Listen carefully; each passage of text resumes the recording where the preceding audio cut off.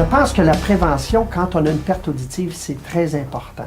Parce qu'on ne le voit pas venir. L'audition, quand tu commences à perdre quelques fréquences, hein, on parle des basses, des moyennes, des hautes fréquences. Puis ça, quand on fait répéter un petit peu trop souvent, là, ça serait peut-être le temps qu'on aille voir quelqu'un. Pourquoi? Rosalie est née, elle, avec un problème d'audition, Olivier aussi.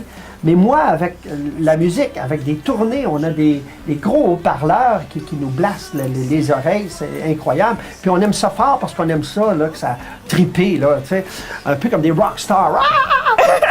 Mais à un moment donné, ça peut devenir néfaste. Pour les gens qui sont hésitants à consulter, faites-vous un cadeau. C'est tellement important, pas parce qu'on vieillit, c'est pas parce que... Non, pas du tout. Hey, la surdité, ça peut toucher n'importe quel âge. Et puis c'est pour ça que, bon, bien sûr que bon, là, il y a une population vieillissante. Bon, il y a des gens qui sont de plus en plus, qui ont de plus en plus de problèmes auditifs, mais dites-vous que ça touche toutes les couches de notre société aussi, puis il n'y a aucune honte à ça. Moi, je trouve que c'est encore plus honteux de rien comprendre.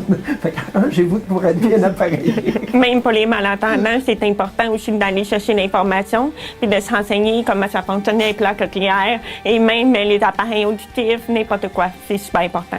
Je pense que Rosalie et moi, c'est ce qu'on a à vous dire. Que si vous avez des doutes, allez chercher de l'information, allez voir des professionnels qui gravitent justement autour du problème de l'audition. Je pense que vous allez comprendre bien des choses, puis peut-être plus que vous pensez.